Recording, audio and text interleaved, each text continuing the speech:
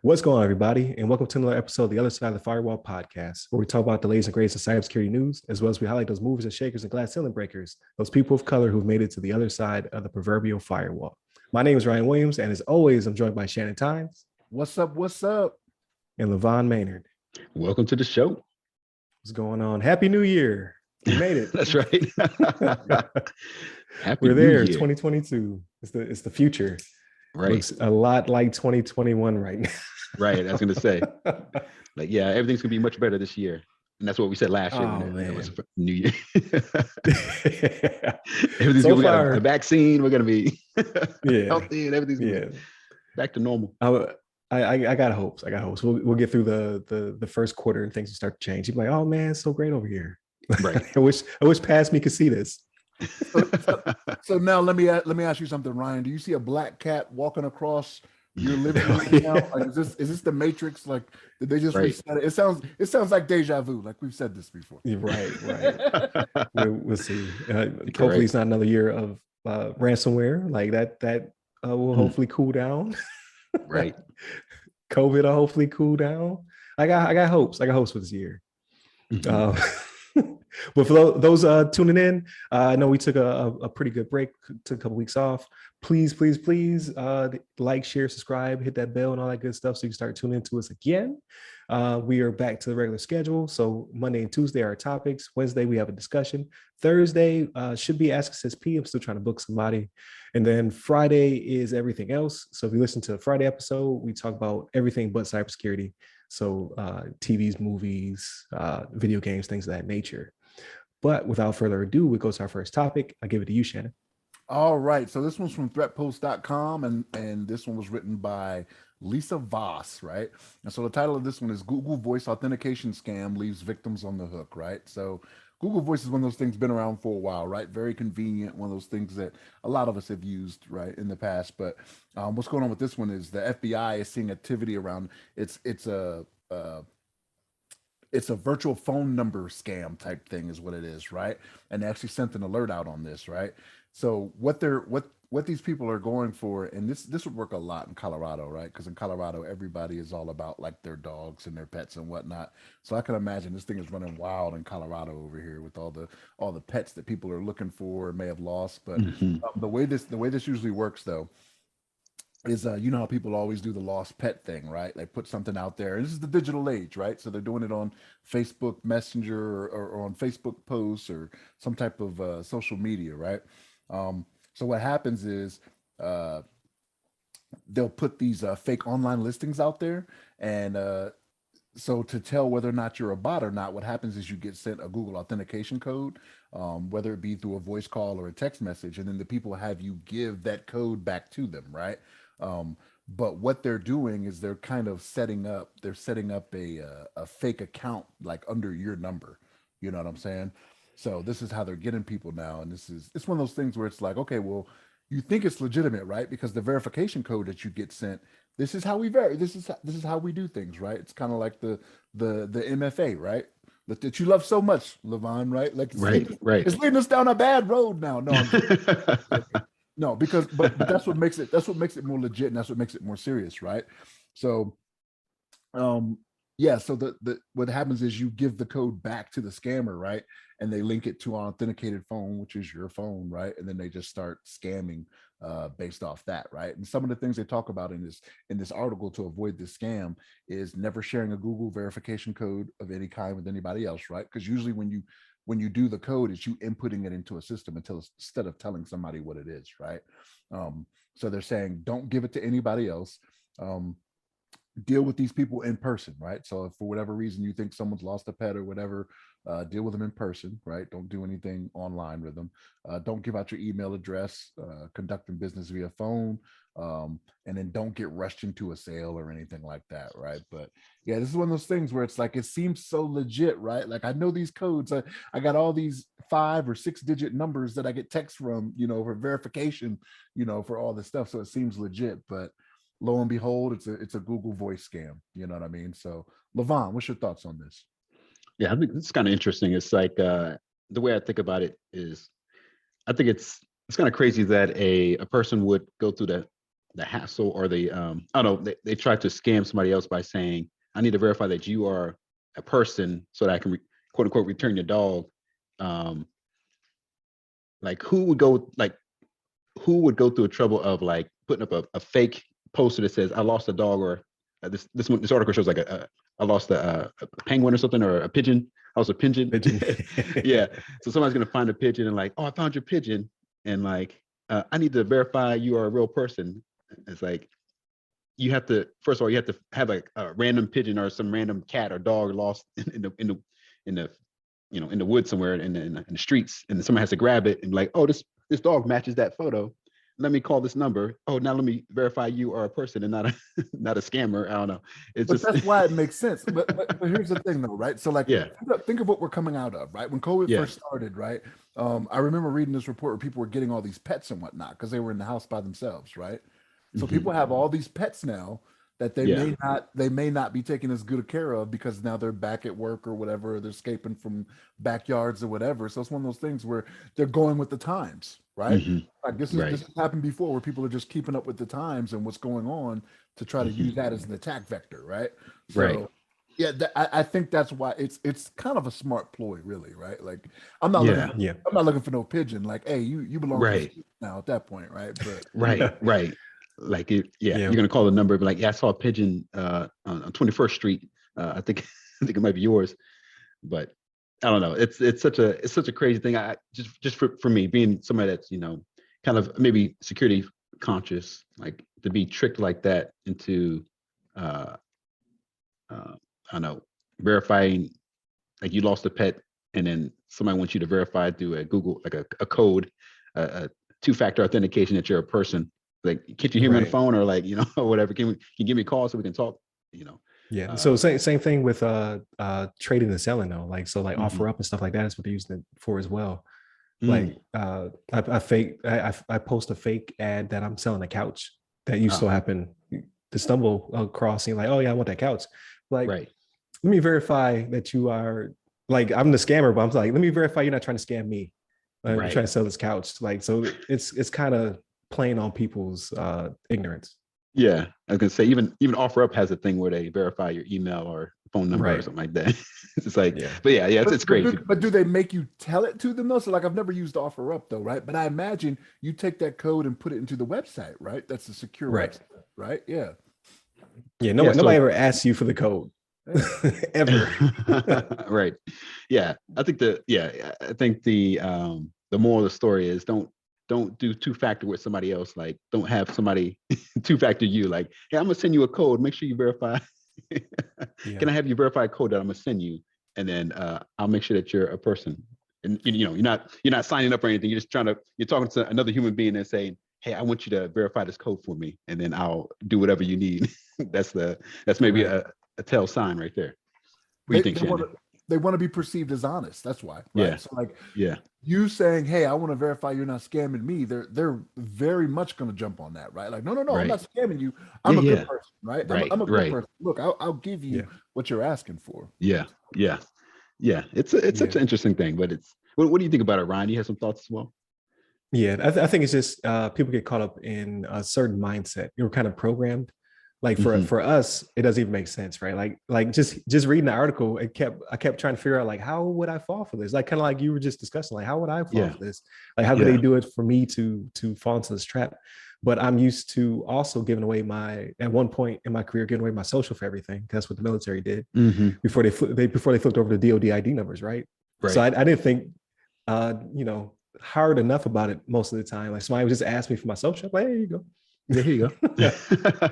So I mean, like, that's not normal in the civilian world. So I'm sure somebody asks a civilian for their social, they'd be like, I'm not giving you that.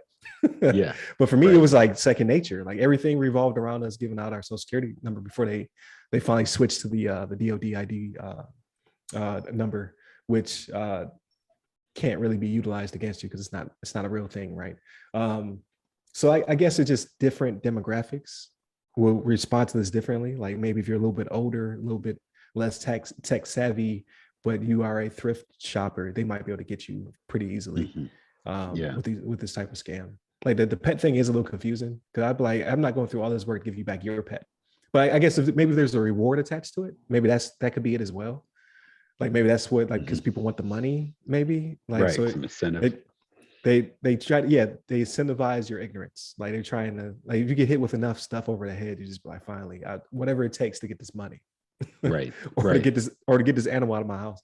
If the animal were real or what have you. So I can see it. It would be a little bit harder for us because of our career fields to scam us in this way. I'm sure there's other things I'm not so savvy on. I'd be like, oh yeah, I've never thought about it that way. But this one specifically, I'm like, nah, you wouldn't get me with this one. Right. So yeah, and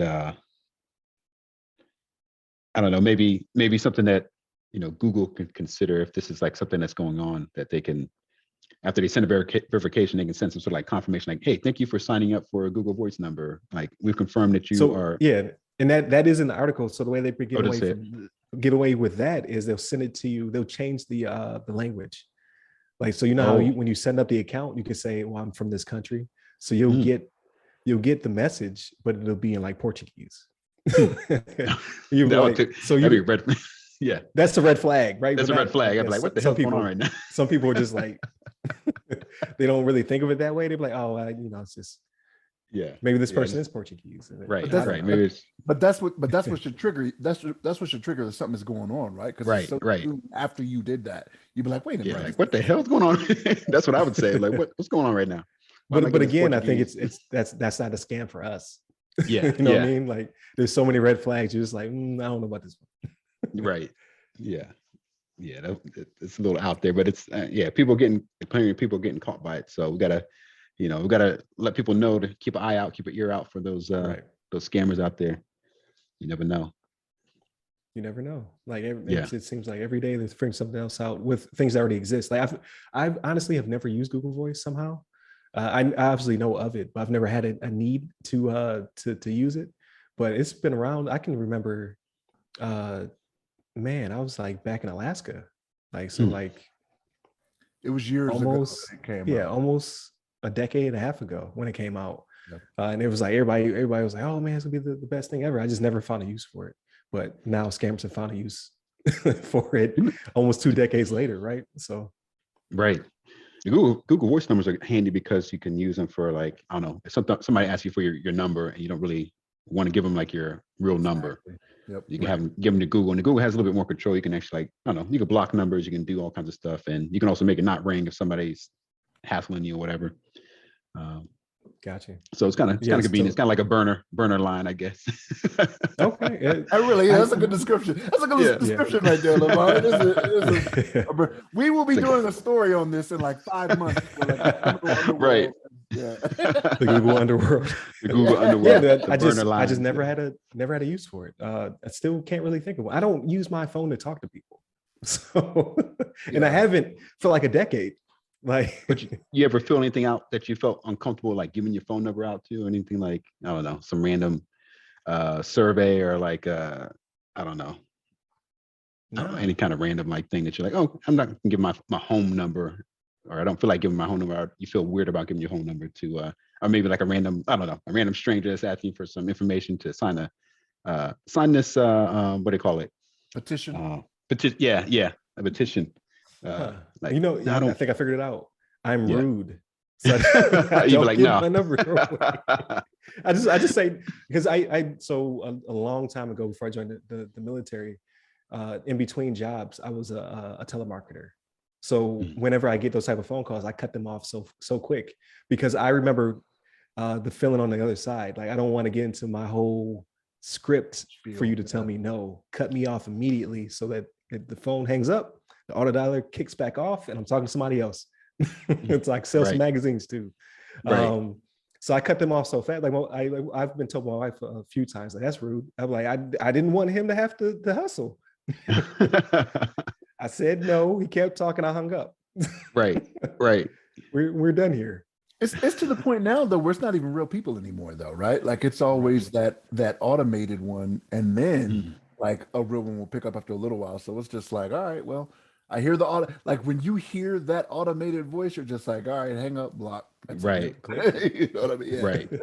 But I do it to people in real life though as well. Like if you walk up to me at the gas, like like you're trying to pump your gas, and somebody walks up to you to try to sell you something, like to fix your chip windshield or to sell you candy bars or whatever. I don't care, man, woman, small child. I cut you off quickly. Like nope. Right. And then we had an awkward stare, and then they just walk away because I'm not gonna buy it, and I don't want to waste your time. So. Right. It's true. Ryan, you are an intense starer, though. I know it's not your intention, but like I am an intense starer. it's not your intention, but if somebody does not know you, like, but it's good, right? Because you will keep eye contact, and you are not focusing anywhere else. Like you're just like boom, like right here. So like if somebody my undivided attention, like, yeah. I've been told I'm the same way though, right? Like I'm like, no, I'm listening to you. You know, I'm not mad or anything. I'm listening to you, but like it could be misconstrued. You know what I mean? Well, it works out in my favor. I don't have to get a burner. I don't have to get a burner phone like LeVon here, who's just so friendly to everybody. I don't need a burner account. Yeah, but now the Girl Scouts don't come to your house anymore. Right? They honestly don't. Like. And now I've made this episode longer, but it's hilarious to me. So when we first moved to our house, because it was brand new construction, they're putting houses up on the street. So we're one of the first houses on the block. We had the solar panel people walking around, and like they got to know me real quick. Right. Open the door. They got to a point where I opened the door. If you're wearing a shirt that had the company name on it, I would look at your shirt, look at you like, nope. Shut the door in your face. I'm not trying to be rude. I just don't want you to get into it. You to say no. Why you open the door? Just like are you being for real?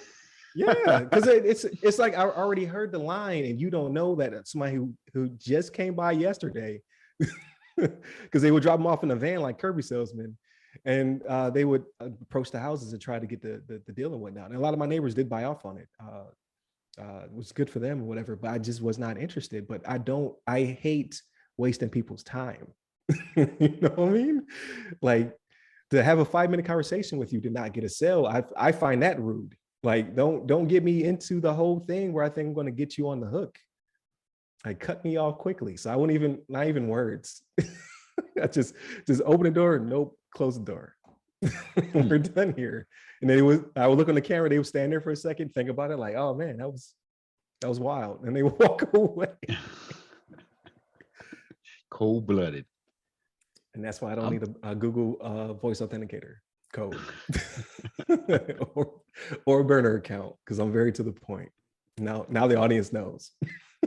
Right. Yeah.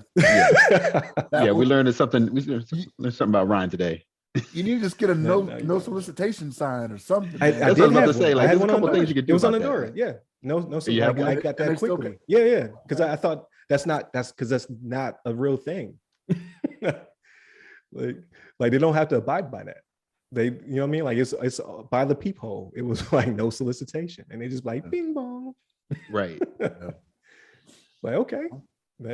Well, in that case, they got what they deserved. Then at that case, if you warned them, hey, we don't want anything to do with you, and they still chose to enter the dragon, so to speak, like come get these. What was it? I didn't yell. I wasn't mean. These verbal hands. I didn't yell. I wasn't mean. I gave them like open the door. No, close the door.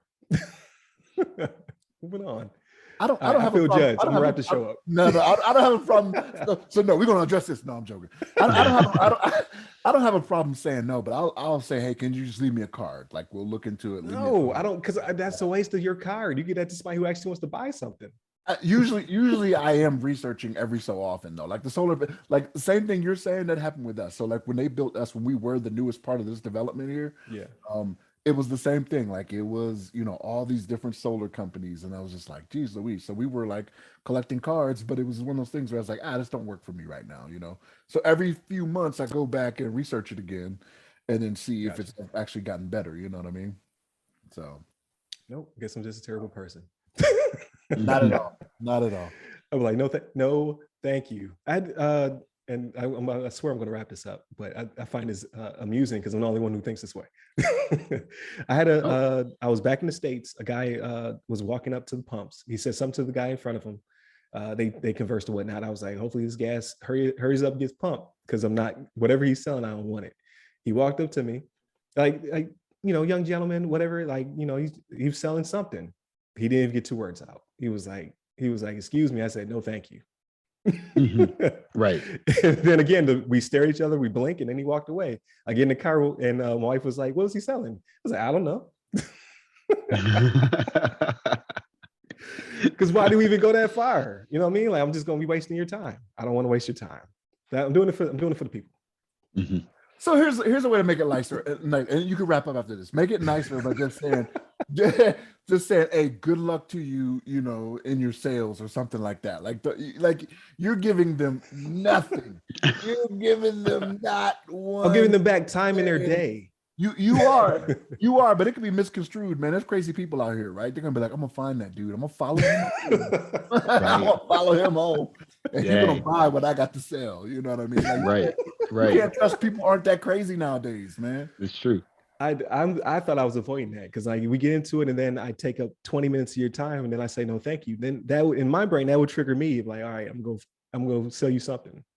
I never get to that point. What if it establishes a connection? And add one more sentence. No thank you, but good luck looking for people, or good luck in your sales or something like that. I don't know. I may adapt that. I may. Right. I can't lie though. I've had a few situations like that too.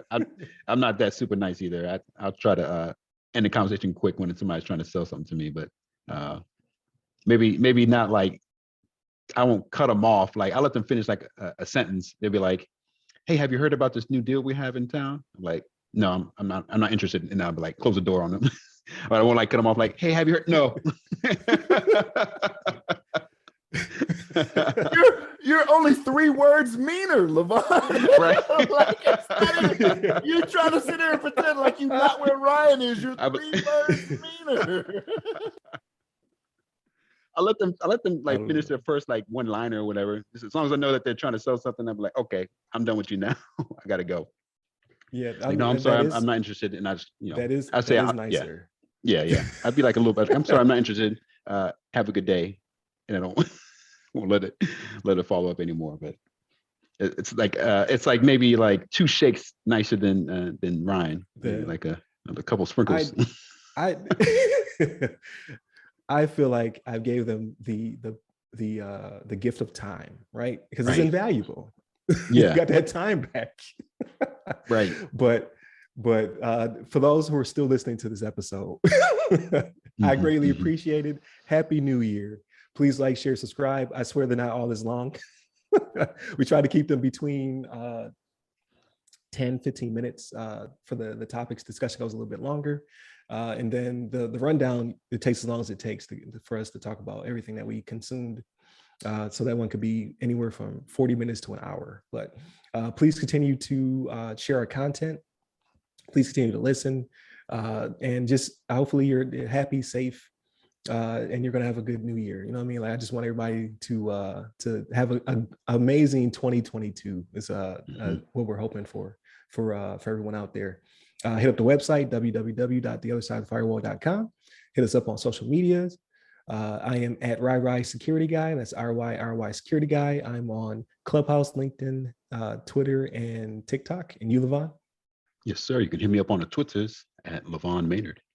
There it is. Stay safe. Stay secure. Take care.